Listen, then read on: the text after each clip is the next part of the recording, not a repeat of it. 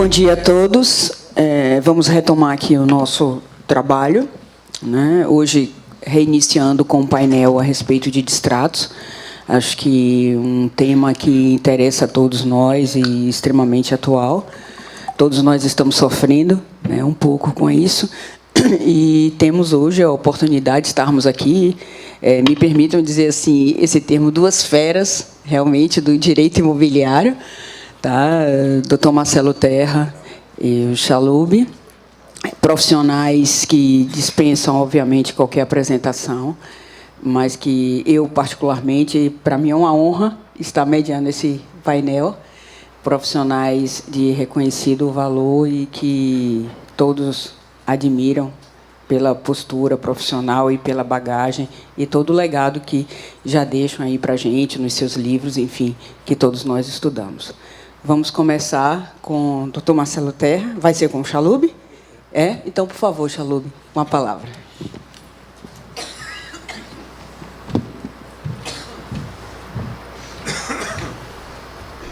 Bom dia. Com imensa satisfação que venho participar mais uma vez deste evento da DIT e agradeço o convite aos organizadores. Mas, inicialmente, quero registrar também minha imensa satisfação em participar do lançamento do IBRADIM, Instituto Brasileiro de Direito Imobiliário, que se efetivou ontem, que se continua no dia de hoje, que é um projeto ambicioso de alguns jovens, aos quais eu aderi com muito interesse, com muita alegria, com muito entusiasmo, porque nós estamos vivendo, nesse momento, uma crise gravíssima no mercado imobiliário que faz aflorar uma série de problemas, uma série de questões que mostra a complexidade e a amplitude do que se poderia chamar direito imobiliário, que, na verdade, não existe um ramo de direito chamado direito imobiliário, não é verdade? Mas é todo o direito. O direito aplicável às questões imobiliárias, aos negócios imobiliários, às situações possessórias, às situações proprietárias, tudo isso envolve todo o direito privado, o direito público também. E neste momento de crise, a crise foi útil para aflorar e para despertar o interesse, e mais do que o interesse, a necessidade de nos agruparmos, nós que militamos na área do direito imobiliário, nos agruparmos em busca de um estudo mais aprofundado, de divulgação maior. É preciso, falávamos ainda há pouco, conversávamos com a Patrícia, e ela dizia, o problema dos juízes, por que os juízes não decidem como estão decidindo as questões da área das incorporações imobiliárias especificamente, é que eles não se preocupam com a visão de sistema. E é essa a nossa missão, esse é o nosso propósito, suscitar as questões do sistema para que se possibilite uma análise, não só uma análise econômica do contrato relacionado à incorporação imobiliária, mas também e sobretudo uma análise da incorporação imobiliária como uma unidade econômica autossuficiente que, na medida em que depende de suas próprias forças, precisa buscar a sua recomposição rápida dentro do seu próprio lastro, com o seu próprio lastro, que não é elástico, pelo contrário, é inelástico. Então, eu cumprimento os meus colegas cofundadores do IBRADIM e fico muito feliz de saber que houve aqui uma adesão em massa ao IBRADIM e conto com a participação de todos e contem com a minha colaboração em tudo que eu puder fazer. Bom, o que eu trago aqui não são aspectos, não são questões que vocês desconheçam, pelo contrário, vocês conhecem tudo o que eu vou dizer aqui. Apenas cuidei. E aí, o título que eu coloquei, alterei o título até do nosso painel para reflexão ou reflexões sobre os efeitos da quebra de contratos de promessa de compra e venda. Na verdade, distrato não é um problema. Distrato é um acordo entre as partes para desfazer um contrato. Apenas isso, né? Então, a quebra de contratos é exatamente o problema atual, né? Reflete sobre todo o sistema, e eu então trouxe alguns aspectos, registrei aqui, arrumei, procurei organizar alguns aspectos desse sistema para que nós possamos depois então discutir. Eu vou sugerir as questões que nós devemos discutir, as quais procuro dirigir a nossa discussão. Trago em primeiro lugar, então, o quadro atual. Né? O quadro atual, indicadores da Abrainc FIPE, que mostra um nível de distratos, de quebra de contratos, quer dizer, insuportável pelo mercado, que todos nós conhecemos, não precisamos nos alongar. E aqui, um dos efeitos da quebra de contratos, ou melhor, um dos efeitos da conjuntura que levou à quebra de contratos, são os financiamentos imobiliários do sistema brasileiro de poupança e empréstimo. E mais do que isso, por que eu trouxe este quadro aqui? Porque ele mostra que na base de todo o progresso, de toda a atividade econômica, está a segurança jurídica. Claro que nós sabemos, isso aí é uma coisa elementar. Eu só devo contratar quando for previsíveis os efeitos do contrato que eu fizer. Mas esse quadro, ele mostra, eu acho que é McLuhan que falou isso, né? Uma imagem vale mais do que 1000 palavras. Vocês olham ali, no final da década de 70 e início da década de 80, houve uma euforia enorme no mercado imobiliário, proporcionalmente igual a que houve depois que veio a alienação fiduciária. Não só a alienação fiduciária, obviamente, nos aspectos, os elementos conjunturais que favoreceram o florescimento da alienação fiduciária, que começou a ser operada no ano 2000, 2001, por ali, onde se vê essa curva ascendente ali. Mas vocês vejam só que a hipoteca foi alvo do judiciário, a hipoteca e outros aspectos, como, por exemplo, a correção monetária. Vocês imaginam que o Felipe ali, por exemplo, não sabe disso, o pai dele sabe muito bem, trabalhamos juntos, eu e o pai dele, naquela época. Os efeitos das decisões judiciais sobre vários aspectos. Eu estou só citando a correção monetária e a hipoteca. A súmula 308 veio um pouco adiante, veio em 90, eu não me lembro quando foi não, mas foi bem adiante, mas já em 83, 84 começavam a surgir os precedentes que acolhiam, naquela ocasião, pedidos de embargo de terceiros para a proteção da posse do mutuário promitente comprador, diante de uma incorporadora que tinha constituído a hipoteca sobre o terreno e as acessões. Esse quadro é muito ilustrativo desses dois momentos históricos. Então, será que hoje nós vamos viver um momento e não teremos aprendido aquela lição? Esse quadro mostra uma lição de um passado mais ou menos recente. Acho que vale a pena a gente procurar estudar o sistema para ver se não repetimos os erros. O mais difícil é que nós temos que convencer os magistrados.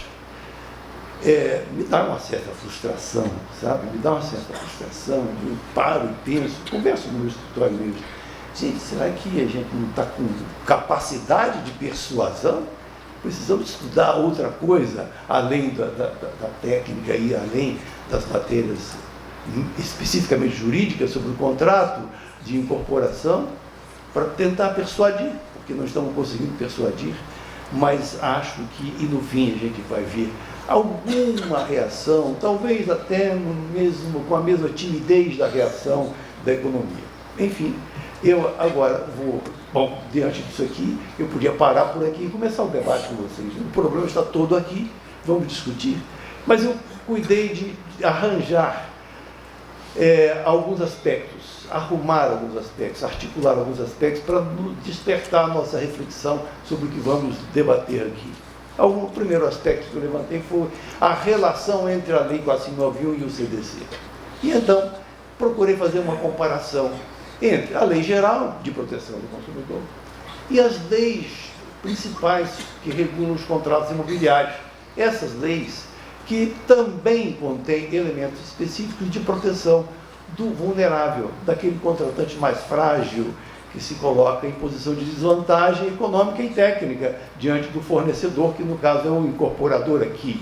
Eu trouxe todas as leis, todas aí, que todos nós conhecemos, e alguns aspectos. Por exemplo, o aspecto da boa-fé objetiva, que é um dos princípios, um dos pilares do Código do Consumidor. É também da Lei das Incorporações, como foi também do Decreto de 58, um dos pilares mais importantes de sustentação. A boa-fé objetiva, informação adequada, clara, cooperação, todos esses elementos inerentes à boa-fé objetiva. E aí temos o artigo 31D da Lei 4591, o artigo 32, o 43 e muitos outros que nós sabemos, não vou me deter com vocês, todos vocês sabem. Aqui agora, nós estamos falando de equilíbrio do contrato. No Código do Consumidor, está lá no artigo 4º, o inciso 1, o inciso 2, visa o quê? Compensação da vulnerabilidade, da posição de desvantagem, visando o quê? Visando o equilíbrio e a segurança. Visando o equilíbrio e a segurança, é isso que diz o Código do Consumidor. Mas será que é isso que o Judiciário está fazendo? O equilíbrio e a segurança do contrato? Ou do sistema? Nem de um, nem do outro. E aqui nós temos nas leis especiais vários elementos que compõem esse conjunto de normas visando o mesmo equilíbrio e segurança, mais voltado especificamente para as características dessa relação jurídica peculiar. A inalterabilidade do projeto, do preço, de condições, está lá na 4591. Não é novidade. E, aliás, a 4591, nesse aspecto, é precursora do Código do Consumidor. Ele veio em proteção do adquirente em um momento precursor, um momento anterior, muito anterior ao Código do Consumidor. Substituição do incorporador, várias situações, não preciso me deter aqui. Publicidade enganosa, sim, sem dúvida, o Código do Consumidor trouxe várias disposições, regulando vários aspectos novos de contratos nesse novo mundo, que não estavam previstas na Lei 4591. Mas lá estava previsto o que é essencial, o que é fundamental em matéria de publicidade enganosa ou abusiva. O artigo 65, o artigo 50 da Lei 6766, está lá, sabemos disso. Mas há outros aspectos. Por exemplo, o incorporador que propõe, que faz uma publicidade ofertando um imóvel de frente para um morro e dizendo que ele fez para a praia, é uma óbvia publicidade enganosa que não está prevista na 4591 e, obviamente, vai ser aplicado no Código do Consumidor. E nem precisaria existir o Código do Consumidor para se tornar abusiva essa publicidade. Né? É um princípio geral do direito. E a proteção contratual é um outro aspecto. O Código do Consumidor trata da proteção contratual em vários artigos, vejam lá, 46 a 50. De ponta a ponta ali você tem normas de proteção contratual. A Lei das Incorporações também tem, mas ela tem uma proteção patrimonial mais efetiva. Não é mais efetiva, ela é adequada. Ela é adequada ao negócio. Ela se ajusta à estrutura, ao contexto, ao sistema onde está inserido esse tipo de negócio. Patrimônio de afetação, vinculação de receitas, controle pela Comissão de Representantes, etc. E assim, outros aspectos que eu não vou me deter aqui também, que vocês já conhecem. Aqui também, seguindo a mesma coisa, o artigo 55. O artigo 55 da Lei 13.097 impede o reconhecimento da evicção ou a declaração de ineficácia dos imóveis vendidos, das vendas de imóveis na planta, nas incorporações imobiliárias. Aí disse, bom, mas e aí, e o alienante? Não, o alienante o direito dele fica subrogado no crédito ou no preço, no crédito imobiliário decorrente das vendas ou no preço. Aí vocês já vão colocar uma questão, mas um instante só, mas não tem a impenhorabilidade do Código de Processo Civil? Como é que fica isso aí? Fabico Olivar ontem escreveu um artigo sobre isso na última revista Opinião Jurídica, né, do Secov. Mas é uma proteção fortíssima ao adquirente, uma fortíssima proteção ao adquirente, que os juízes desconhecem. Desconhecem, não faço nenhuma crítica, eles não, evidentemente que eles têm um tempo exíguo demais para tomar conhecimento de todas as leis. Né? Ainda no campo da proteção patrimonial, agora vem a impenhorabilidade do artigo 833. Olha a importância do artigo 833 do CPC, do inciso 12. Ele, na verdade, ele torna afetados todos os recursos das incorporações imobiliárias vinculados à execução da obra. É interessante observar que, enquanto a lei 4591, no que tange afetação, torna afetados os recursos até a liquidação do passivo, aqui o CPC, ele torna afetados os recursos vinculados à execução da obra. A expressão do Código de Processo é vinculados. Na verdade, ele fala, são impenhoráveis os créditos oriundos das vendas vinculados à execução da obra. É um instrumento fortíssimo de proteção do adquirente e de caracterização da incorporação imobiliária como uma unidade econômica autônoma. Outras disposições e normas, por exemplo, e decisões precedentes. A súmula 308, que trata da ineficácia da hipoteca dos empreendimentos, nós conhecemos, isso articulado com a cessão fiduciária dos créditos oriundos das promessas de venda. Isso é um mecanismo de proteção do adquirente instituído lá nos idos de 1965, pela Lei 4864. A cessão fiduciária, ela foi instituída exatamente com a função, com a finalidade de, em termos de garantia, substituir a garantia hipotecária, porque, obviamente, sabe-se que ao hipotecar o terreno, ao fazer o empreendimento, o incorporador visa a comercialização, isso é da natureza, é a própria caracterização da incorporação imobiliária e, portanto, era preciso criar-se um mecanismo ou uma nova garantia que viesse cobrir esse esvaziamento da hipoteca. A hipoteca se esvazia no curso da obra na medida em que vão se vendendo as unidades e, portanto, era preciso algo que viesse cobrir. Veio a cessão fiduciária. E este foi o fundamento das decisões que ensejaram a edição da súmula 308. O banco foi negligente ao deixar de cobrar os créditos vinculados às cessões fiduciárias. A cessão fiduciária é um instrumento de proteção patrimonial dos adquirentes, do banco financiador e dos adquirentes. Nesse aspecto, o banco e os adquirentes estão na mesma posição negocial. E já me avisaram que eu tenho 15 minutos, eu tenho que acelerar um pouco aqui. Eu gostaria de falar até um pouco mais. Bom, agora, visto isso, como é que convivem essas leis? Convivem de maneira muito simples, pela regra geral de convivência das normas do sistema. As regras gerais aplicam sobre todas as relações jurídicas, como é o caso do CDC. O CDC é uma norma geral, é uma lei geral em relação à lei das incorporações, e assim como em relação a outras leis especiais.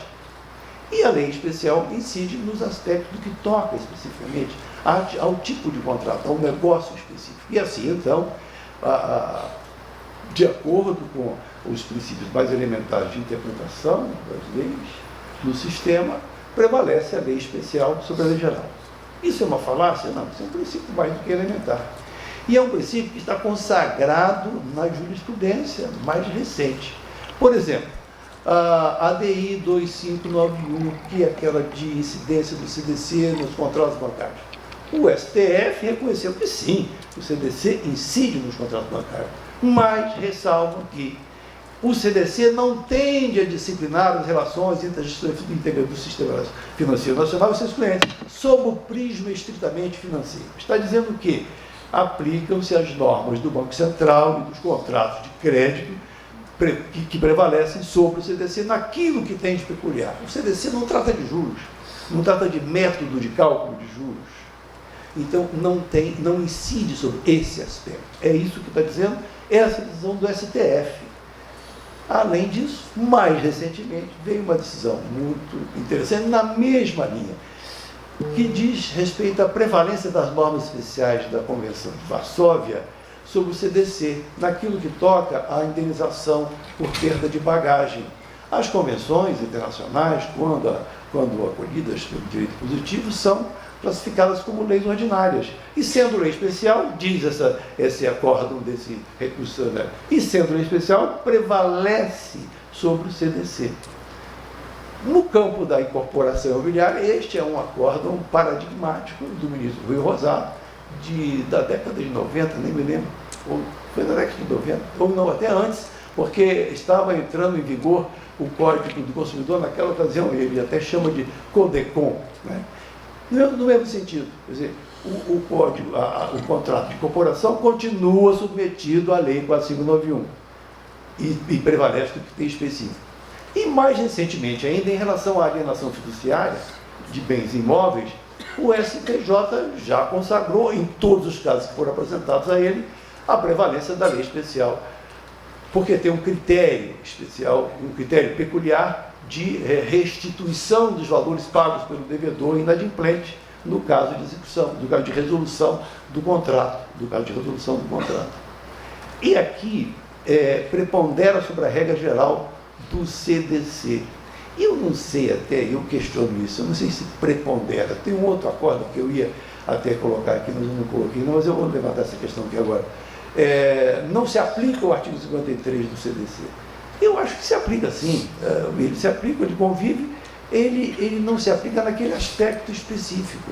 Porque o artigo 53 diz o quê? Que é nula a cláusula que preveja a perda total.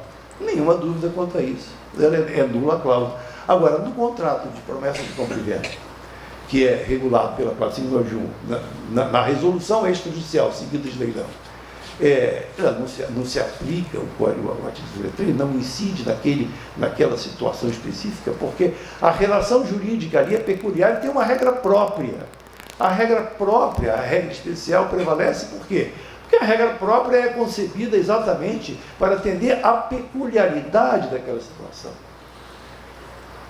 Bom, eu parto daqui agora para a estrutura, só para um aspecto genérico sobre essa estrutura que nós conhecemos, mas é muito importante termos presente e repisarmos nessa questão, nesses aspectos, nessa conformação da incorporação imobiliária como uma unidade econômica autônoma. Nós sabemos disso, mas dificilmente os magistrados conseguem enxergar, ou nós não conseguimos mostrar para eles com clareza a dependência da incorporação imobiliária da estabilidade do fluxo financeiro. Bom, nós temos aqui, vistas as relações entre o CDC e a lei da incorporação imobiliária, fica claro que, sendo a incorporação sendo um contrato de incorporação, um contrato de alienação de imóveis em construção, eles se aplicam aquelas regras sobre a compra e venda ou a promessa de compra e venda prevista no Código Civil, mas com a tipificação prevista peculiar da 4591. E, nesse caso, nós temos a qualificação da promessa como um contrato irretratável, e aí disseria, ora, é irretratável só do ponto de vista do adquirente. Não, ele é irretratável como um mecanismo de proteção do adquirente, mas também como um instrumento de estabilidade do fluxo financeiro, que é necessário. E as normas da 4591 e agora do CPC evidenciam isso com toda clareza, dispõem sobre isso com toda clareza, de maneira expressa. E nós vemos, então, alguns meios de autossustentação. A lei disponibiliza para o incorporador meios de autossustentação da incorporação. São meios legais, são disposições da lei. Quais são esses meios legais? É o prazo de carência.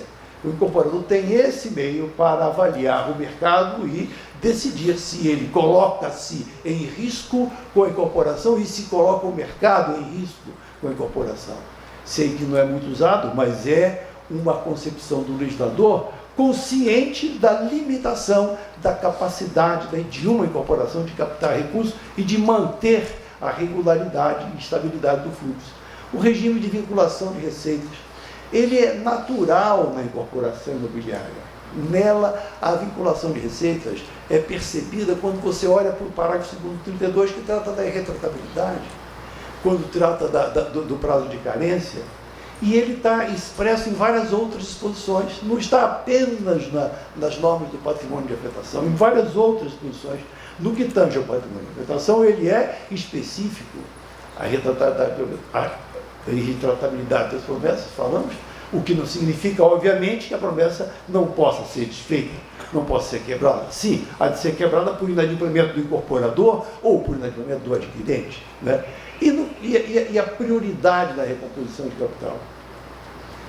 Na recomposição do capital da incorporação. A lei, em razão dessa estrutura e dessa limitação do lastro das incorporações, do lastro de formação do capital, ela prioriza a recomposição do capital.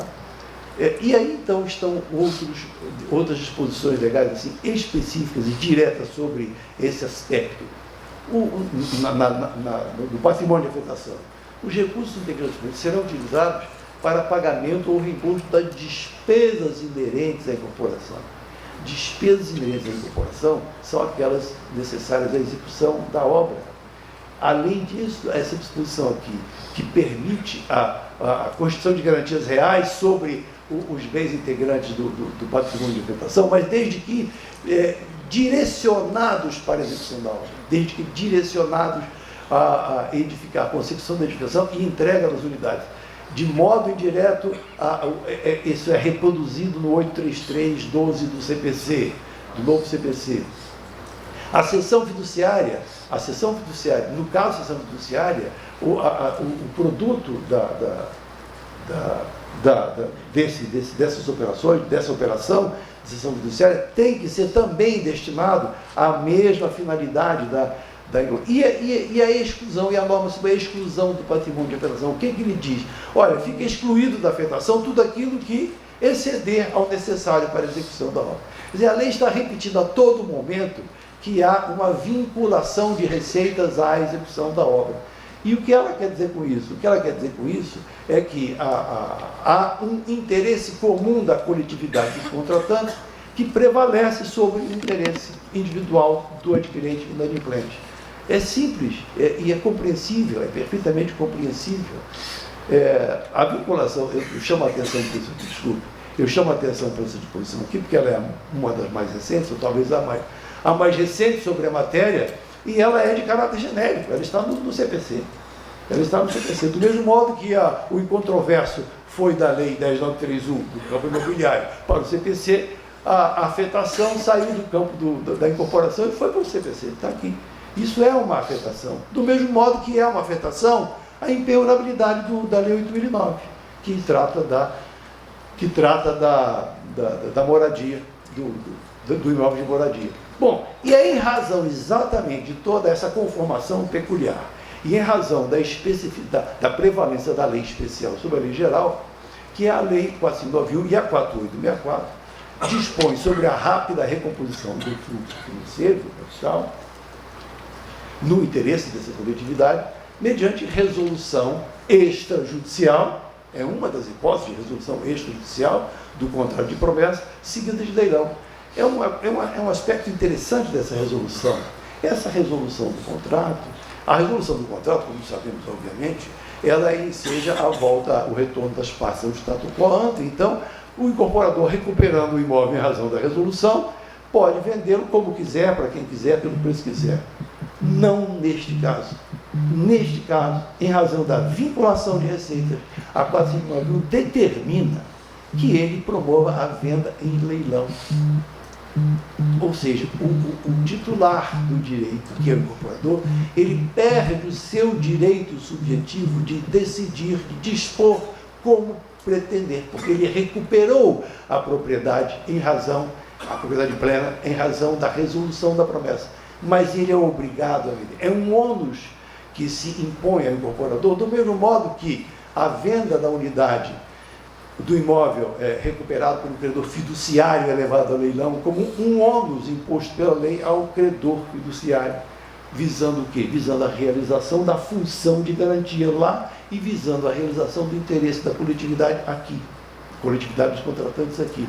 Coletividade dos contratantes, digo bem, não estou defendendo o consumidor aqui, não é da defesa do consumidor somente, não, é de toda a coletividade dos contratantes. Os adquirentes, o incorporador, o banco financiador, o fornecedor, o trabalho, toda aquela coletividade está envolvida naquele negócio específico ali. Bom, mas a despeito disso, nós temos aqui a súmula, isso desenvolve tudo isso. Foi desconsiderado, absolutamente desconsiderado, pela jurisprudência, que desagou na súmula 543, que é do nosso conhecimento. Mas é interessante observar alguns aspectos dessa súmula aqui. Parece que, eu não sei se o Marcelo vai falar sobre isso também, mas parece que o judiciário, de modo geral, está entendendo que o prometente comprador tem direito de desistência. Pode desistir. A súmula 553 autoriza a desistência. Não sei se é isso que ela diz, parece que não, né? E, aliás, Olivar, eu discutindo lá, numa daquelas reuniões sobre o anteprojeto, que está andando, e projetos, né? Estão andando, o secretário, então o secretário de Defesa do Consumidor, insistia que não, que a súmula acabou com isso. Ele e um representante do Ministério do Planejamento, se não me engano. Então, peraí, gente, vamos pegar aqui a súmula e rever. Tanto quanto eu li, não. Ela trata de resolução. E resolução é desfazimento do contrato decorrente de inadimplemento da obrigação de um ou de outro. E a súmula diz isso com clareza. Olha, num caso, se é inadimplemento do incorporador, o prometente comprador tem o direito de receber de volta integralmente o que pagou. Mas ela ressalva aqui, ou parcialmente, caso tenha sido o comprador quem tenha dado causa de desfazimento. Ou seja, ela reconhece que aqui ela está tratando exclusivamente de resolução, primeiro, de resolução e não de desistência, e não de resilição. Não há resilição. Não há resilição aqui. Não há hipótese de resilição, porque o contrato é irretratável. É desfeito por resolução, por inadimplemento. Então, nós temos, primeiro, a resolução. Segundo, ela somente se aplica à venda de imóvel submetida ao CDC. Não é venda de qualquer imóvel, não é venda de qualquer imóvel a qualquer adquirente. É desde que a promessa se caracterize como relação de consumo. Se não se caracterizar como relação de consumo, esta súmula não se aplica. Esta súmula não se aplica. Mas, por outro lado, tem um terceiro aspecto importante a ser considerado aqui também nessa súmula. Ele reconhece que o promitente, o comprador inadimplente, tem que pagar uma penalidade pelo inadimplemento. Ele tem que indenizar o outro contratante pelos danos provocados pelo seu inadimplemento, ao dizer que ele receberá parcialmente. É claro que o parcialmente que ele diz, e a jurisprudência já consolidou uma fórmula de restituição de 10% a 25%, que, segundo os cálculos, eu não sou um economista, nem nada, nem sei fazer muita conta, segundo os cálculos, 10% a 25% do pago não corresponde à indenização efetiva. Bom, eu acho que eu estou passando muito do tempo, mas eu apenas trouxe aqui, talvez para nos dar um alento em relação à jurisprudência mais recente, sobre alguns desses aspectos aqui eu trouxe aqui. Na jurisprudência mais recente, eu tinha até colocado assim o título, excertos da jurisprudência mais recente. Aí eu parei e pensei, deixa eu tirar esses excertos daqui, porque vão dizer que esse cara é muito besta, né?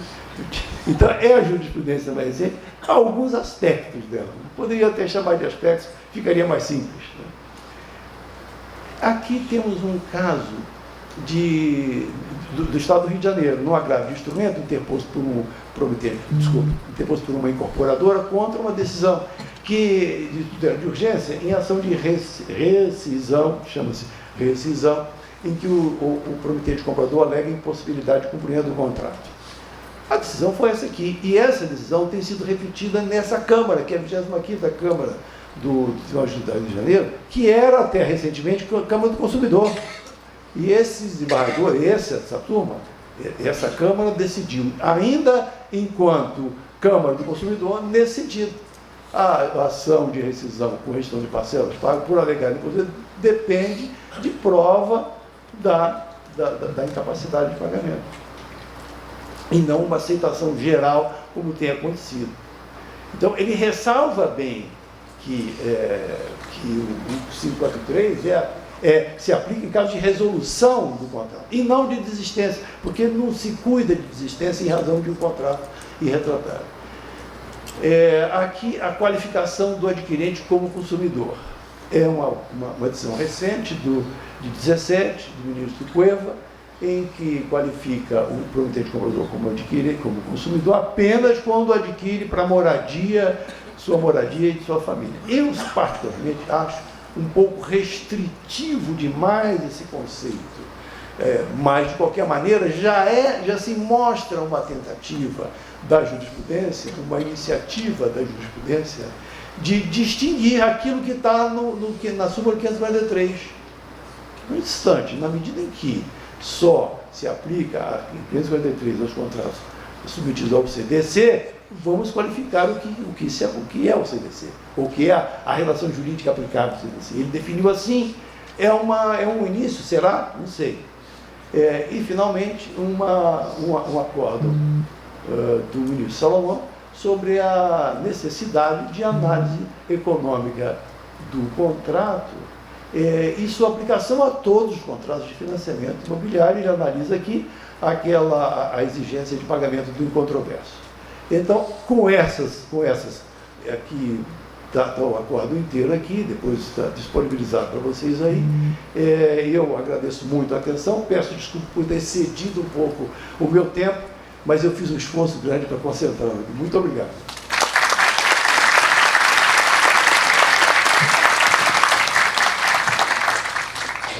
Marcelo, vamos dar andamento e, no final, nós abrimos para as perguntas. Bom dia a todos. Alguns agradecimentos, algumas palavras iniciais. O agradecimento à DIT, como sempre, né? É a 7ª edição da DIT Iuris, é a 7ª vez que eu tenho o prazer de estar aqui. Acho que sempre por teimosia da organização do evento. O encontro da DIT é extremamente interessante pela diversidade de soluções que nós, advogados espalhados pelo Brasil inteiro, encontramos para o mesmo fato. Essa é a coisa mais maravilhosa desse encontro. Nós saímos da nossa caixinha, do nosso mundinho, e vemos que do outro lado do muro, não necessariamente do outro lado do mundo, pessoas mais competentes pensam o mesmo fato de uma situação totalmente diferente, influenciadas pelas suas características regionais, pelas suas realidades do dia a dia. Isso é de um aprendizado, para mim, fundamental. Isso refresca o nosso cérebro. Parabéns, Adit. Rita, muito obrigado pela moderação. Você não quis sentar no meio dos dois velhos aqui, não sei porquê, mas posso imaginar, né? Queria também parabenizar o Ibradim, o nascimento do Ibradim. E sem prejuízo de descartar alguns nomes, eu quero agradecer ao Olivar, parabenizar o Olivar. Conheço o Olivar desde, acho que 93, né, Olivar? 93, 94. Trabalhamos juntos durante muitos anos. E toda essa realização, essa carreira profissional que o Olivar vem trilhando em todos esses anos, eu posso confessar de público que ele já transmitia isso desde a época de estágio. Então, Olivar, parabéns pelo seu esforço, pelo seu empenho, pela sua dedicação, pela sua competência. Repito, todos os demais fundadores de Ibradim têm um igual mérito, mas o Olivar é a pessoa mais próxima de mim, então eu concentro nele esses elogios públicos. Ok? Vamos lá, vamos falar um pouquinho de extratos. Eu acho que tem uma questão semântica que eu pediria ajuda para os professores da última flor do lácio. É distrato no mercado imobiliário ou é distrato do mercado imobiliário? Eu acho que a segunda opção é a mais correta para o nosso dia a dia. O correto seria o mercado imobiliário distratado. Porque é incrível a capacidade que a população, que o judiciário brasileiro tem, apoiado pelo Ministério Público. Eu sei que está sendo gravado, mas é uma crítica construtiva, de não olhar a floresta como um todo, olhar simplesmente uma árvore. Nós deveríamos pedir em todos esses debates a proteção do Ministério Público do Meio Ambiente, para olhar a árvore, para olhar a floresta, aquele maciço florestal devendo ser protegido, e não um elemento isolado, como a gente vê no tema ambiental sendo discutido. E eu pediria também a proteção e a ajuda do Ministério Público Falimentar. Porque o promotor do consumidor, ele leva a empresa às vésperas de uma recuperação judicial. Daí a bola é passada para o seu colega da banca ao lado, falimentar, que, adotando os princípios da lei falimentar, da função social da empresa, tenta salvar a empresa.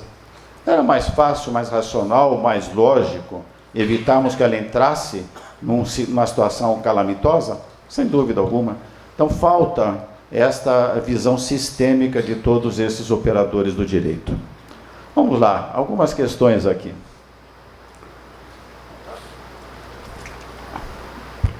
Só para não ficar de costas ali. A jurisprudência atual, construída ao longo desses 25 anos de Código de Defesa do Consumidor, ela vem num crescendo bastante perigoso.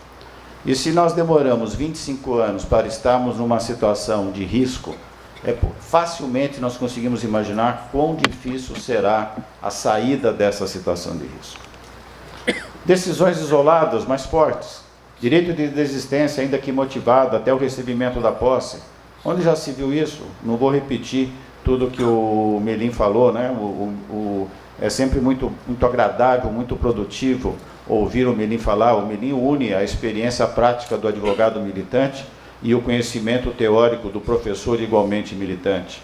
O pacto pode ser rompido pelo comprador, não tem nenhum sentido racional, não tem nenhum sentido da função econômica do contrato.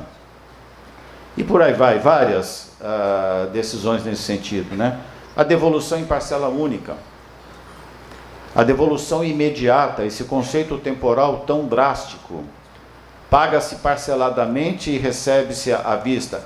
Na situação de responsabilidade pela resilição contratual por culpa do empreendedor imobiliário, é outro mundo, não estou discutindo isso.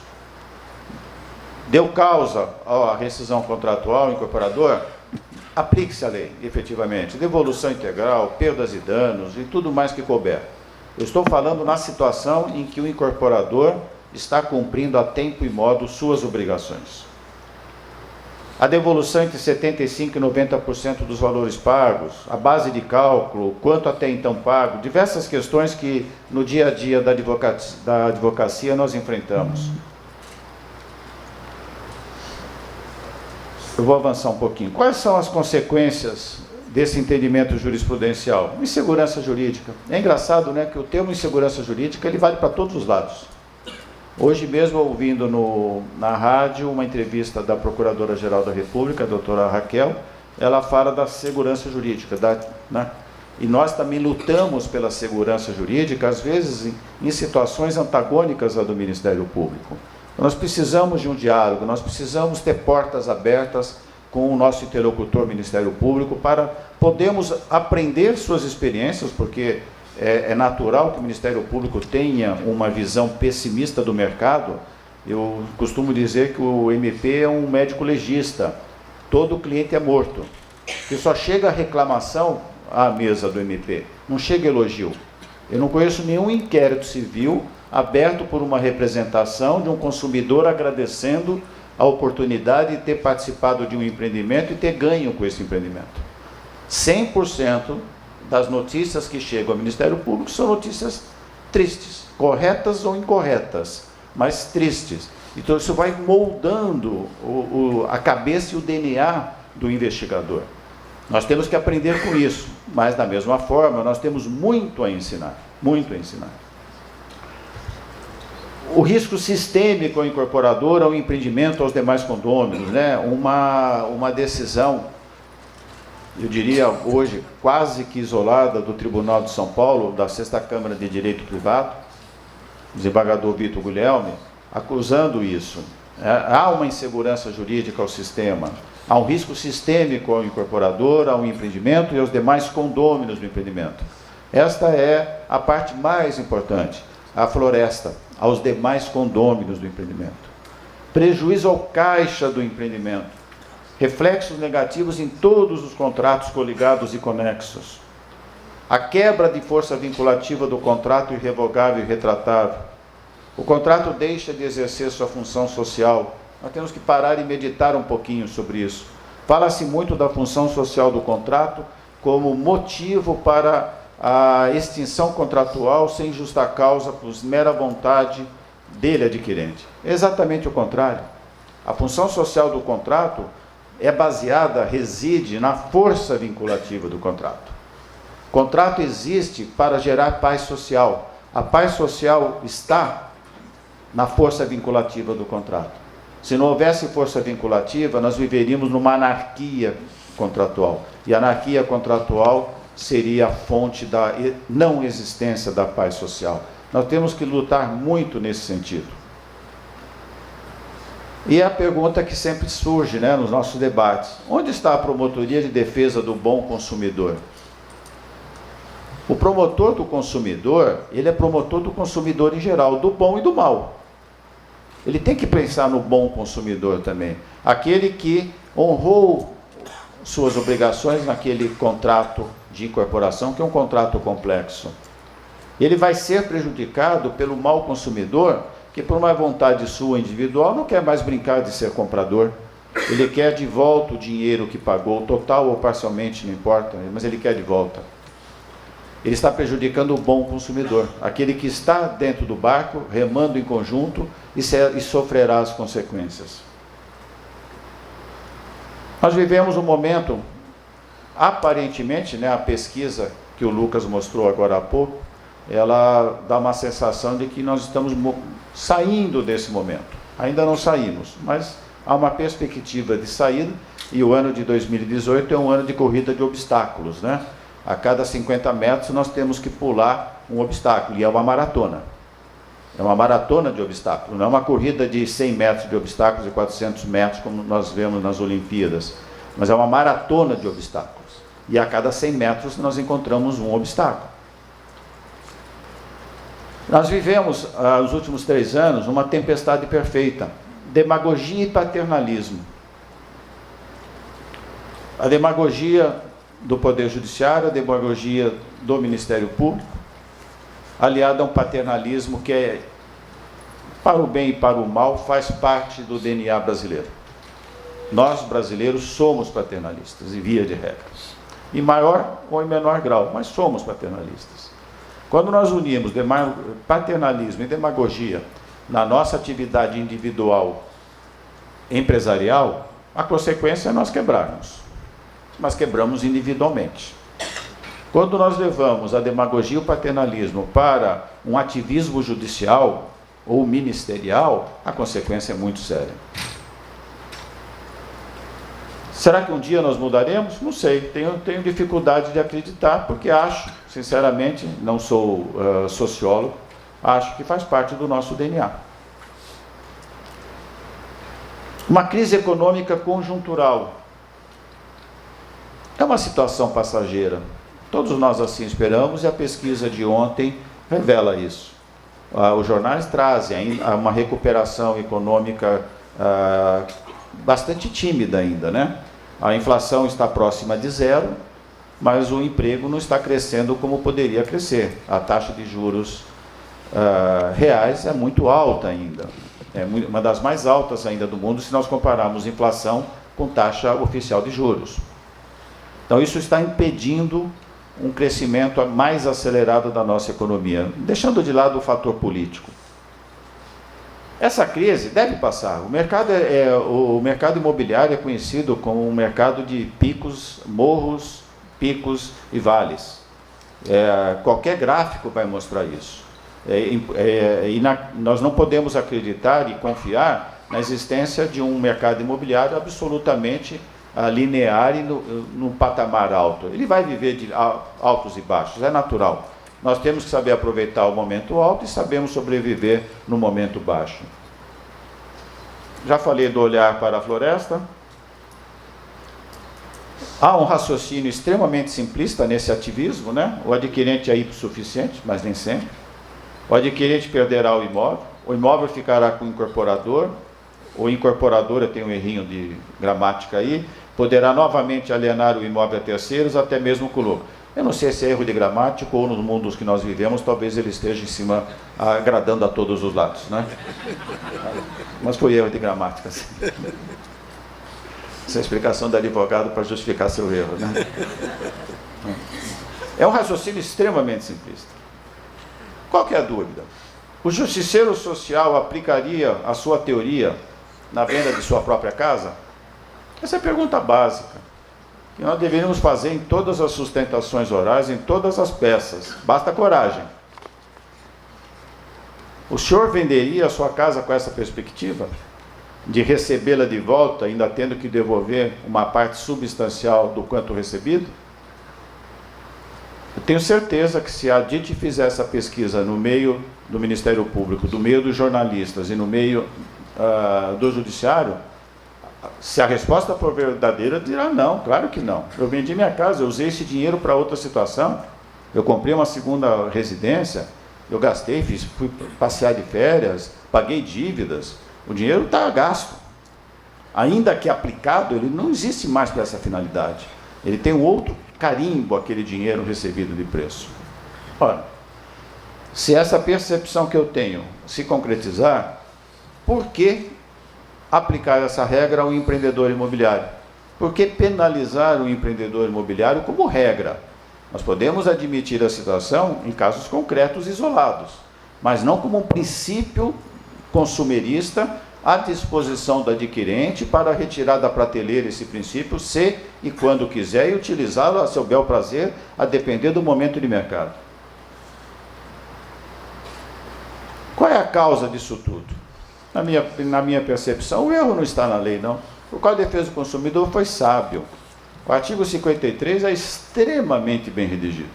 E a súmula 543, como o Melim mencionou agora há pouco, se nós olharmos com paciência, ela quase que literalmente, ela repete a regra do 53. Ela usa o mesmo vocábulo técnico, resolução.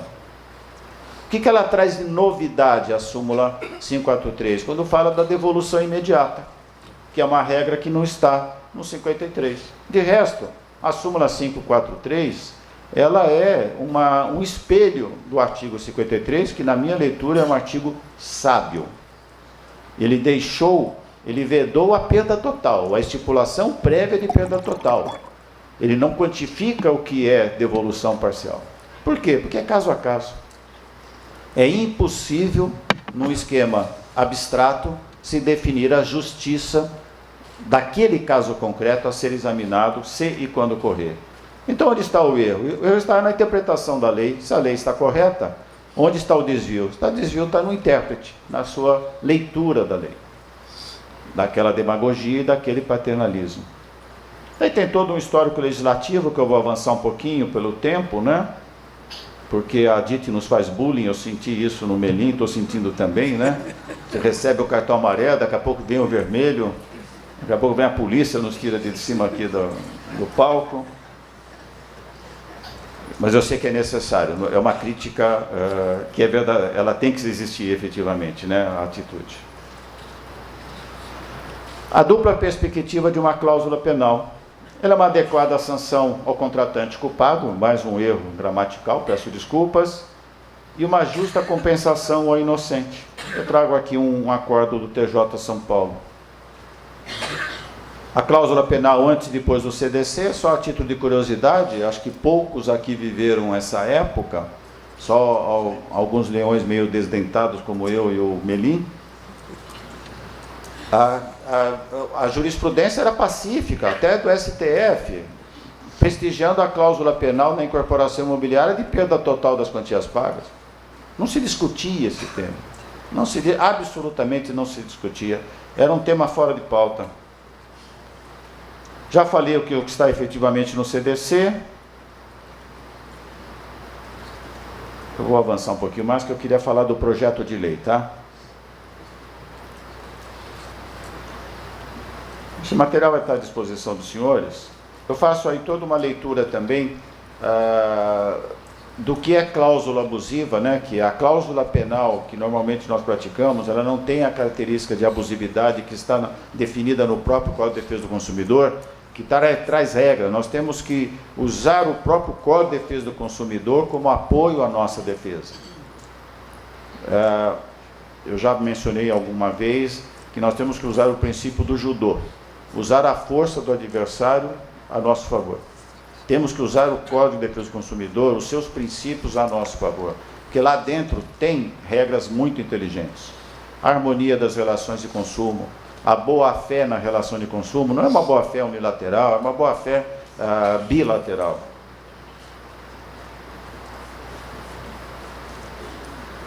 Eu queria avançar um pouquinho mais, falar de uma luz no final do túnel, né?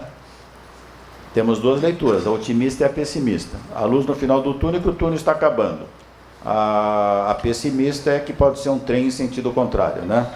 Isso foi o falecido Roberto Campos que certa feita disse, né? Quando comentaram com ele que estavam vendo uma luz ao final do túnel. Ele falou, cuidado que pode ser a luz do trem. Aliás, o Roberto Campos tinha uma frase bastante interessante, que é o nome da sua autobiografia, né? Lanterna na popa. O que significa lanterna na popa? A experiência ilumina o caminho já percorrido, não o caminho a percorrer. Não é lanterna na proa. Ela ajuda, mas nós não podemos esquecer que tem escuridão pela frente, sim, ela está iluminando o passado. Solução natural de mercado.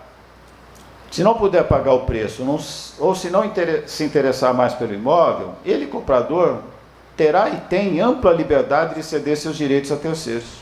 É o que acontece no momento de euforia de mercado, que nós vivemos durante alguns anos, aí entre 2005, 2006 e 2010, 2009, né?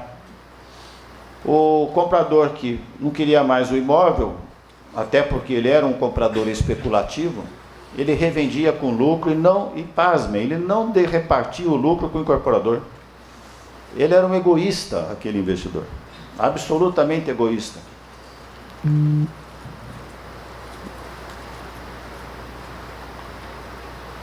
É a lógica de mercado. Vendeu com ágio, o ágio é seu. Vendeu com prejuízo, o prejuízo é seu, é óbvio. E há uma malandragem consumerista, né? Que ela já foi rechaçada pelo Tribunal de São Paulo. Eu trago aqui um exemplo, que não merece aplauso a essa situação. Eu trazer para finalizar essa parte da minha breve exposição, um acórdão recentíssimo da 30ª Câmara Extraordinária de Direito Privado do Tribunal de Justiça de São Paulo. Um acordo de 27 de fevereiro de 2018, ainda não transitado em julgado. É um acordo lá do nosso escritório. Qual é a situação fática? Uma ação civil pública, MP questionando abstratamente contra uma determinada empresa incorporadora o seu contrato padrão de um empreendimento. E questionando lá, entre outras cláusulas, a cláusula da penal de 30% de perda de quantias pagas na hipótese de resolução por falta de pagamento. E o MP, na sua petição inicial, ele pede que o judiciário determine a obrigação de fazer e não fazer, e fixando a cláusula penal em no máximo 20%. Esse é o pedido do MP. A ação é julgada procedente em primeiro grau, recurso da empresa incorporadora, e o Tribunal de Justiça, nesse acordo por 3-0, traz algumas luzes aí no nosso final do túnel. Diz lá o acordo, a retenção de até 30% pode caracterizar um equilíbrio contratual. Diz o acordo, não há estudo específico de que esta retenção de 20%, que é a desejada pelo MP, que essa retenção seja equilibrada, e a de 30% excessiva. É uma manifestação absolutamente aleatória, ou no linguajar mais chulo, um chute. O MP falar, eu quero 10% de cláusula penal, quero 12,5%, 20%, 25%, 30%, 80%, absolutamente chute. Nenhum apoio na realidade. Nenhum apoio na realidade. Daí, como eu falei, a sapiência do artigo 53, sabedoria do artigo 53 do Código de Defesa do Consumidor. Diz também esse acordo, o equilíbrio contratual deve também estar presente no momento do desfazimento do contrato. A desistência do adquirente interfere na finalidade do contrato, principalmente nos momentos de crise de mercado. Aquisição de imóvel não se equipara a investimento financeiro. O judiciário não pode criar cláusulas contratuais naquilo que foi livremente pactuado. Referência genérica e superficial sobre abusividade ou onerosidade excessiva é insuficiente para dar guarida às pretensões do Ministério Público. Não é piadinha não, é acórdão verdadeiro. Tá? Vou repetir, ainda não transitado em julgado. E com isso, meus amigos, eu termino essa primeira parte da minha exposição e peço para o arquivo sobre o projeto de lei.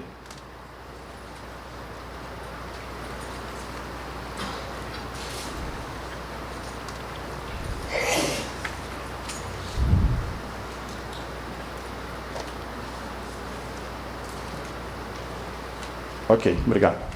Vamos lá. Diante dessa crise, que não é nova, né, mas ela foi acentuada nesses últimos 3 anos, começou uma movimentação muito forte para solucionarmos esse problema via uma alteração legislativa.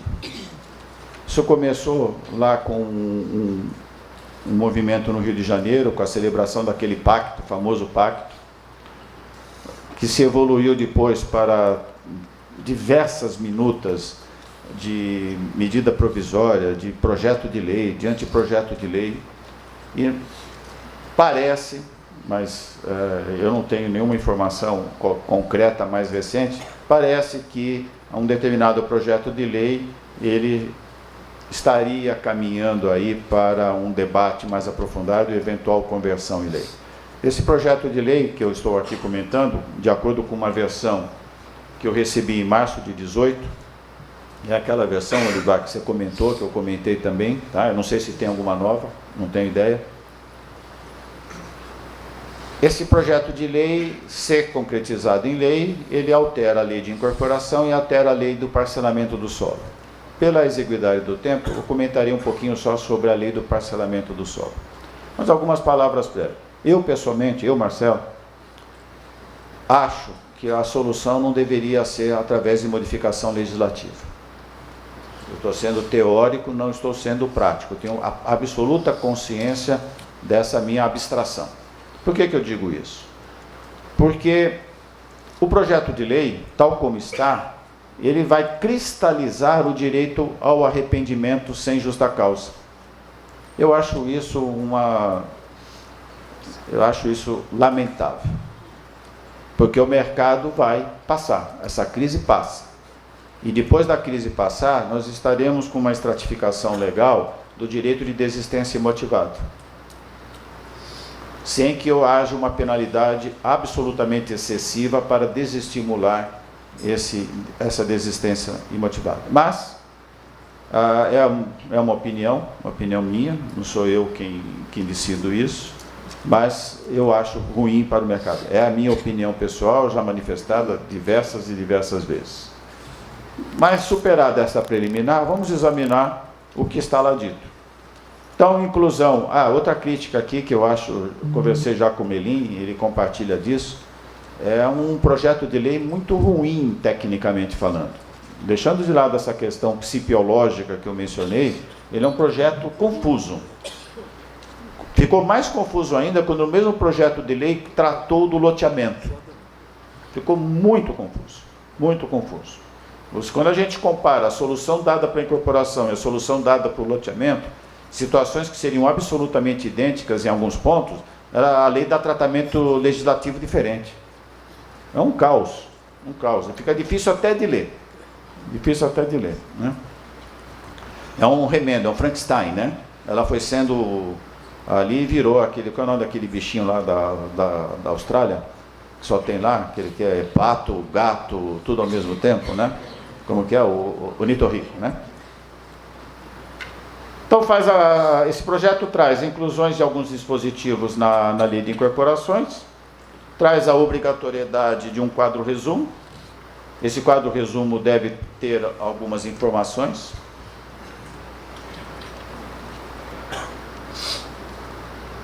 Vou comentar alguns pontos aqui.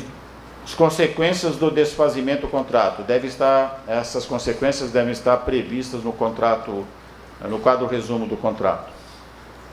de extrato ou resolução contratual por inadimplemento do comprador ou do incorporador, com destaque negritado para as penalidades aplicáveis e prazos para devolução de valores ao adquirente e sua assinatura junto a estas cláusulas, né?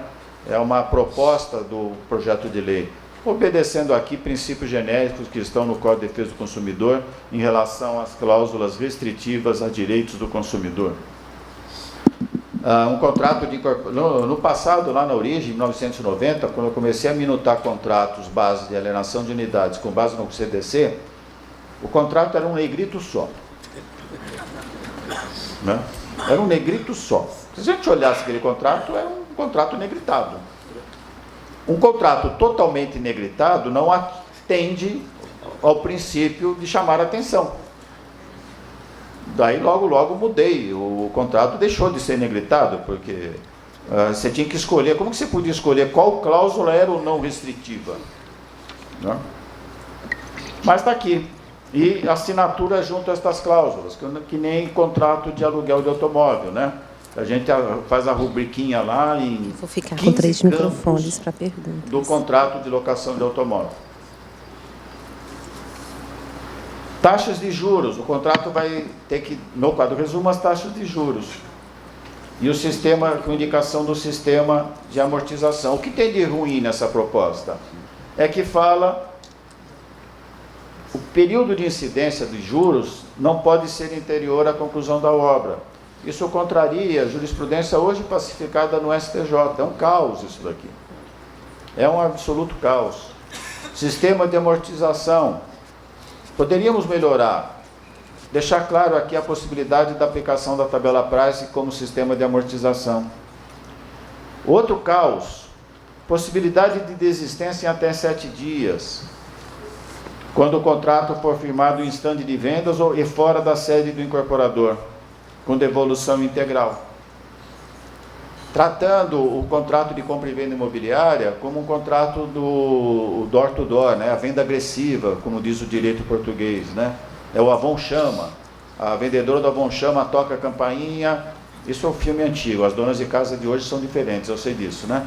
Toca lá dos anos 50, toca a campainha, a dona de casa está lá com um bob na cabeça, 5 filhos pendurados no colo, a panela no fogão e vem a vendedora toda cheirosa, bonita, vendendo produtos de beleza. Ela, com o sonho de ficar igual à vendedora e também para se livrar da vendedora, porque tem que dar de mamar, ela compra o produto. Né? O contrato do tipo Avon Chama. Imóvel é um pouquinho diferente do que isso, né? Levemente diferente. Dar uma desistência, um período de meditação sobre aquele ato da compra, eu não consigo enxergar no mercado imobiliário a razão lógica para esse período de meditação dos 7 dias. Mas está lá, é uma proposta que vem nesse jogo político de, você quer isso, então você tem que aceitar aquilo. Quando o contrato for firmado em estande de vendas, né? Então é fácil, vamos montar a SPE, vai ter a sua sede no estande de vendas. Daí não se aplica o artigo 49, estou naturalmente brincando, né? Mas o estande de vendas é a sede da empresa, então não aplicaria essa regra dessa desistência. Com devolução integral, inclusive comissão de intermediação. É a proposta que está lá em discussão. Previsão de prazo para quitação após obtenção do habite, inclusive no caso de antecipação da obra. Isso está ligado a uma outra cláusula que mais adiante nós conversaremos. A necessidade de informação sobre quaisquer ônus, em especial quando vincule como garantia real do financiamento destinado à produção do investimento. Isso lá pela uma consequência da súmula 308, né? Noticiar a existência de uma hipoteca, a prévia existência ou a futura existência da hipoteca. E Melinha, se me permitir um parênteses, eu vou fazer já uma pergunta para você responder depois, sobre a empenhorabilidade dos créditos vinculados à produção do investimento. Se o crédito é empenhorável, ele pode ser cedido fiduciariamente, é para pensar depois. O número do registro do memorial de incorporação, não é nenhuma novidade. O termo final para obtenção do habites e os efeitos da intempestividade, isso é da inadimplência. Prazo de entrega. Aceita-se o prazo de tolerância de até 180 dias. E nesse prazo o adquirente não tem direito à rescisão contratual, mas é uma espera remunerada. Tá? não é uma espera gratuita.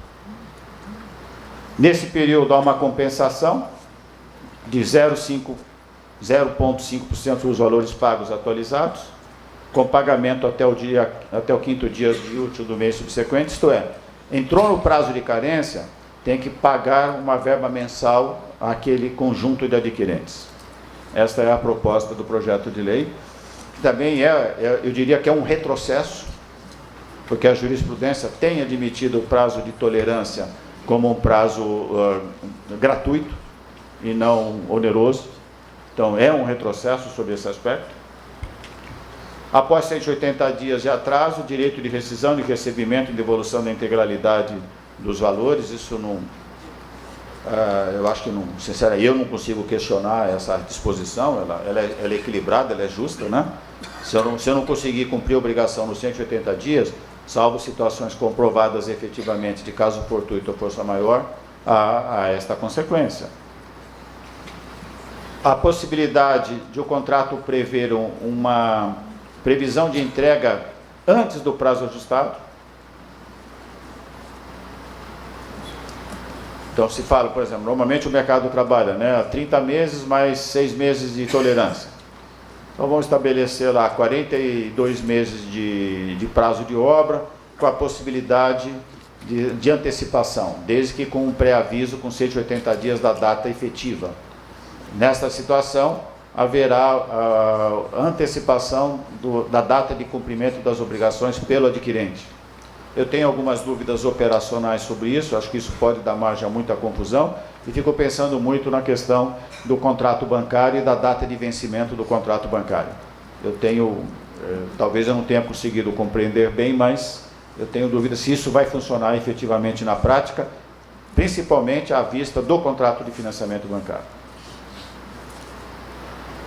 Mantém-se a possibilidade do leilão extrajudicial, as consequências da resolução por inadimplemento do distrato estão lá no projeto de lei, necessidade de uma prévia notificação para a purgação da mora em 10 dias, eu acho que valeria a pena uma correção e adotarmos os 15 dias do Decreto-Lei 745, e não os 10 dias que estão na 4591, que isso sempre gera uma confusão desnecessária. O incorporador poderá reter a integralidade do valor pago exclusivamente a título de intermediação ou corretagem, quando ela estiver embutida no preço. Se houver falta de pagamento, ele reterá 50% dos demais valores pagos, se o inadimplemento for superior a 6 prestações mensais, 30% se inadimplente por mais de 3 e até 6 prestações mensais. É uma formulazinha matemática, que eu não acreditei no Melim quando ele disse que não sabe fazer conta. Eu nunca vi libanês que não saiba fazer conta, mas para efeitos de registro aqui, vamos acreditar no Melim. Mas esta cláusula penal sempre terá um limite, um teto, 10% do valor do contrato se o imóvel for residencial e 12% se não residencial. Isso é uma fórmula que os empresários encontraram que acharam que essa é uma fórmula de equilíbrio. Em caso de distrato por iniciativa do adquirente, isto é, sem justa causa, 50% dos demais valores pagos, limitado esse volume a 10%, se residencial, e 12% se residencial. Aí vem a minha crítica, né? Nós estamos congelando e garantindo um direito a uma desistência imotivada com uma cláusula penal que aparentemente ela é alta, mas eu acho que ela deveria, quem quer desistir que perca tudo, ou continue no contrato, ou tenha justa causa para rescindir. No âmbito de programas de habitação de interesse social, tem a retenção da corretagem até 30% dos demais valores pagos, e o limite aqui é de 5% e não de 10%. Daí tem regras de correção monetária, fala-se da taxa de fruição mensal também, sobre o valor atualizado do contrato, e mais despesas condominiais e parcelas, etc., etc., que é algo que a jurisprudência tem admitido, variando na questão numérica do percentual. Quando houver patrimônio de afetação, a restituição se dará no prazo máximo de 30 dias após o protocolo do pedido de habites ou do ato que formalizar a nova alienação do imóvel que primeiramente ocorreu. A lei faz uma distinção de incorporações com patrimônio de afetação e incorporações sem patrimônio de afetação para tal finalidade. Eu, pessoalmente, sou crítico dessa distinção. Para mim, incorporação é incorporação. Não tenho incorporação de subespécie de segunda classe.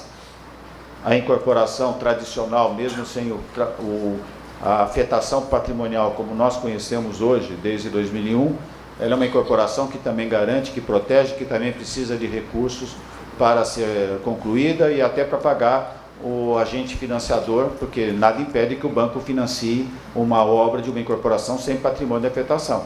A exigência do banco é uma questão negocial, é sua compliance interna, mas não é exigência legal. Mas está lá essa proposta de fazer uma distinção. Quando não houver incorporação, a devolução é em um prazo diferente, de 10 dias. Obra é obra. O tijolo não sabe se ele é afetado ou se não é afetado. Pergunta para o tijolo e veja a resposta dele. Você é afetado ou não afetado? Você vai receber uma tijolada, mas não uma resposta. Obra é obra. Obra precisa ser custeada. Condômino é condômino, incorporador é incorporador. Patrimônio de afetação ou não, é uma incorporação afetada. Eu sempre sustentei isso desde a época da Incol. Ser emitido na posse notificação para desocupação em 60 dias, trazendo aí uma regrinha da lei da alienação fiduciária, e uma regra de mercado que não incidirá esta cláusula penal se o próprio comprador encontrar um substituto. É aquela solução de mercado. Se o próprio comprador achar alguém que o substitua no contrato, ele faça a cessão de posição contratual, não haverá cláusula penal. Ele pode ganhar ou pode perder, é mercado. Mas tem aqui uma regra que é interessante, que é a anuência do incorporador, né? Que ele tem que conceder um novo crédito para alguém que mereça aquele crédito. E tem uma regrinha aqui, absolutamente esquisita, que eu não sei quem colocou, mas certamente sofrerá muitas críticas, com isenção ao novo adquirente do pagamento das despesas cartorárias inerentes ao registro da promessa de compra e venda. É fácil pagar com o dinheiro dos outros, muito fácil. E incidência somente nos contratos celebrados após sua vigência, é um dispositivo lá, que é uma judiação. Se essa lei for considerada uma lei interpretativa do artigo 53, ela poderia e deveria ter uma incidência desde logo, inclusive para os contratos anteriores. Mas foi uma opção do legislador a esse respeito, do pré-legislador, sobre isso. Este é o tema que está lá no Congresso hoje, em discussão, com perspectivas, repito, de algo rápido para isso, mas estamos ouvindo há pelo menos 2 anos esta rapidez, né, que vai chegar, é hoje, amanhã, vai sair, vai ser medida provisória, vai ser projeto de lei. Não, o Temer foi para a China, o Rodrigo Maia agora na presidência, ele tem o compromisso que o Temer deixou já pronto, o texto da medida provisória, ele assina agora no dia 7 de setembro de 2017, né? E nada aconteceu. Eu não sei se vai acontecer, mas esse é o status atual e termino agradecendo a paciência e a atenção de todos. Muito obrigado.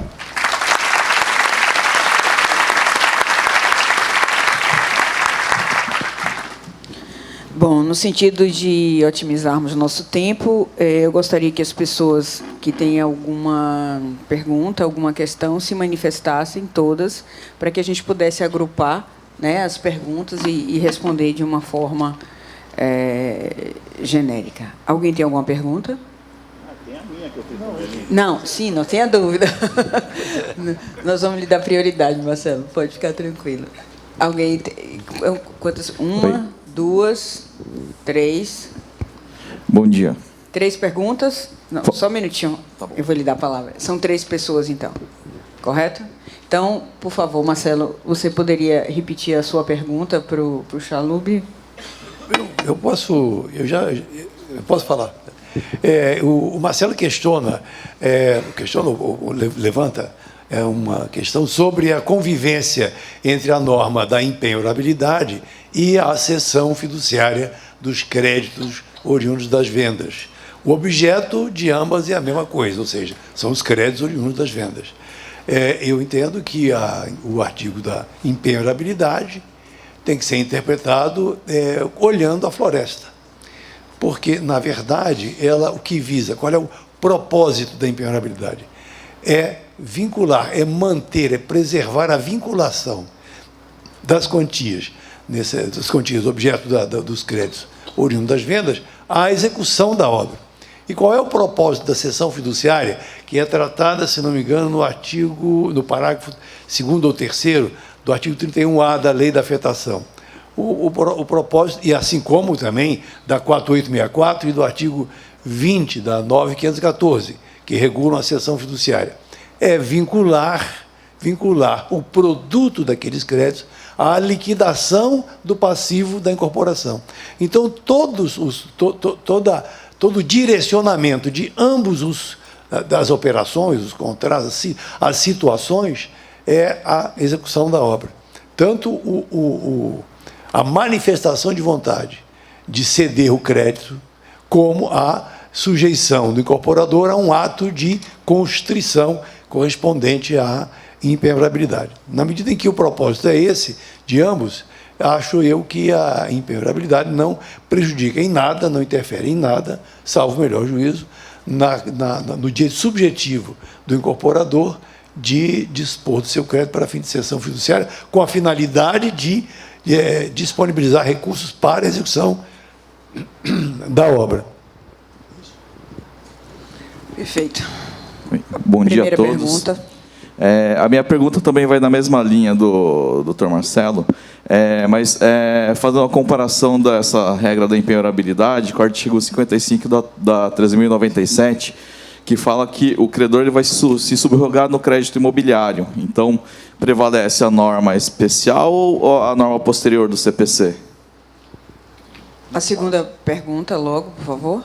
Sim. Que aí já agruparíamos as respostas. É a mesma. A mesma. E a terceira pergunta, por favor. Ali.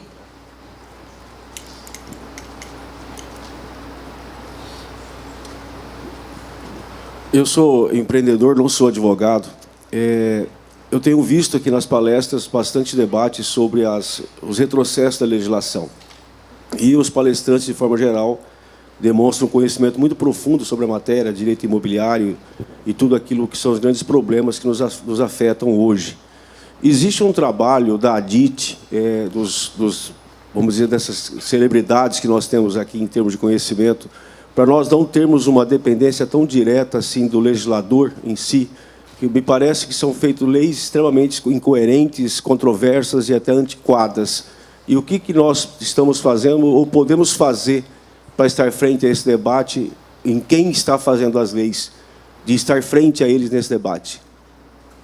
Seria isso.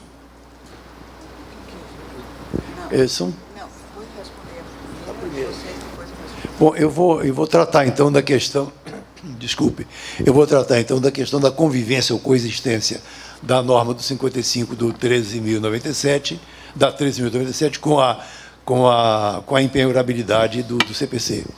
É uma das questões mais difíceis que eu tenho enfrentado, tenho refletido sobre ela. Há dois interesses aí em jogo.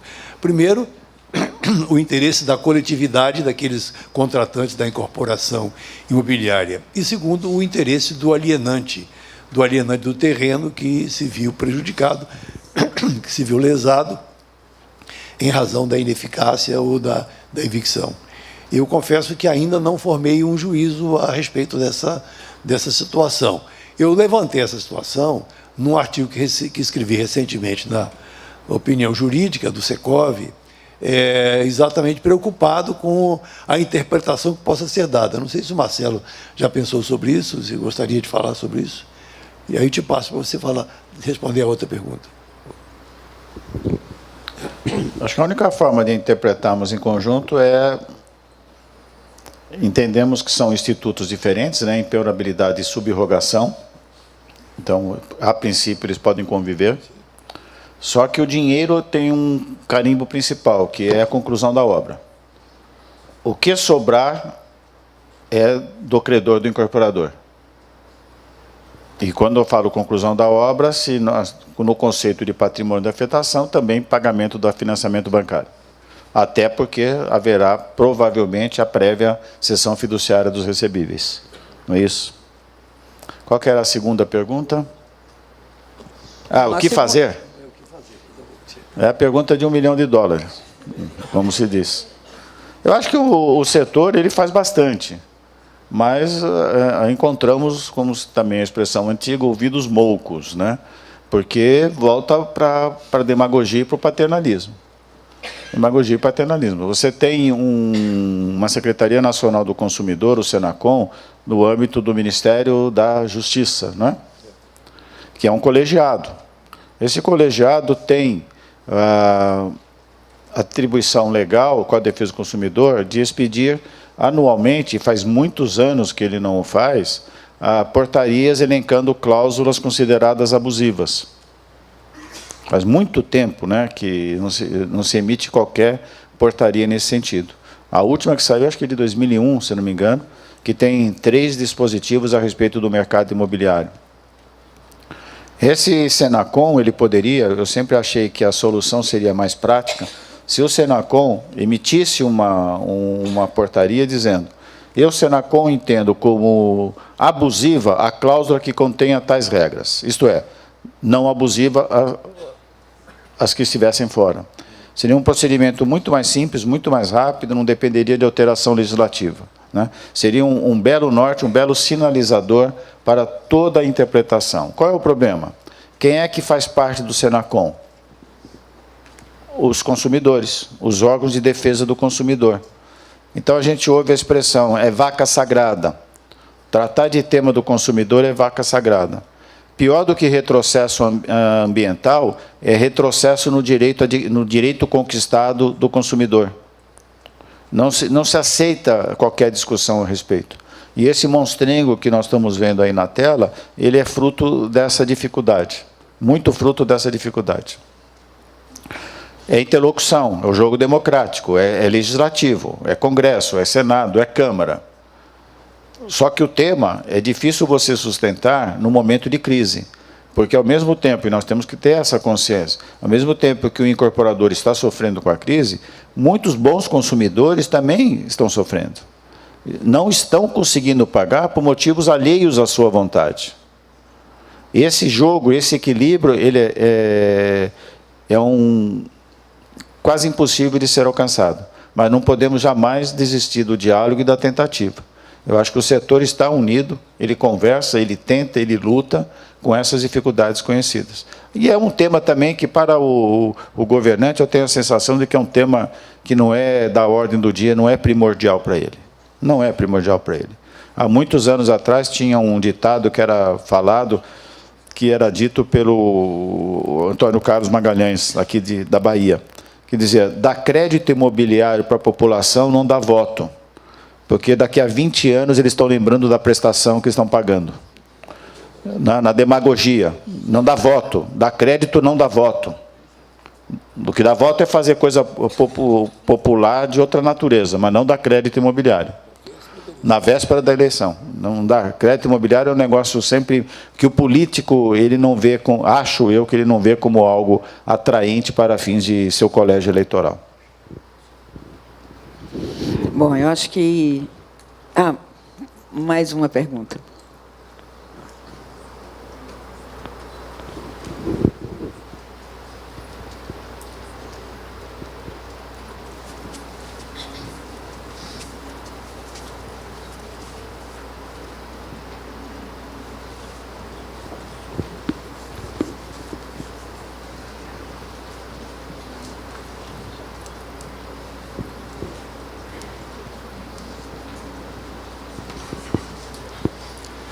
Bom dia, Hélio Abreu, também sou empreendedor.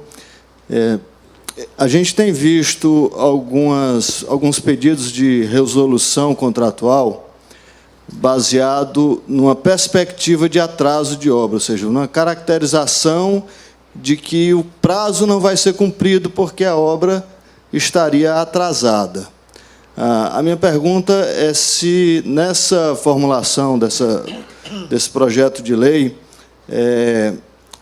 a gente está pensando aí em alguma caracterização mais forte em relação ao atraso, né? A caracterização do atraso se dando exatamente pela não entrega no prazo previsto, e não numa presunção de atraso como a gente tem visto em algumas resoluções, inclusive de primeira instância, pelo menos, de acatar essa caracterização. Quer dizer, já presumir que o empreendedor não vai entregar porque a obra está, naquele momento, atrasada. Apesar de ser advogado de empreendedor imobiliário, eu não concordo com essa tese, não. Porque eu acho que nós temos que aplicar regras gerais também. O inadimplemento antecipado, existem situações. Se eu tenho uma obra de 36 meses, eu já estou no 20º mês e a obra não saiu do seu stand, não dá para sustentar, não, seu consumidor. Aguarde mais 16 meses para fazer valer seus direitos. Eu não consigo sustentar isso. Nós vamos ter uma zona cinzenta, obviamente, e vai ser matéria de prova. A obra está efetivamente a tal ponto atrasada que será tecnicamente impossível sua conclusão no prazo ajustado, é matéria de prova. Ainda que haja dinheiro, ainda que haja mão de obras abundante, sobrante no mercado, eu consigo fazer aquela obra no tempo faltante? Se a pergunta for positiva, não há inadimplemento antecipado. Se a resposta for negativa, há inadimplemento antecipado. Bom, vamos concluir, né? Já chegamos ao nosso horário. Obrigada, Marcelo. Obrigado, Obrigada, Rita. Meli. E vamos ao nosso coffee break.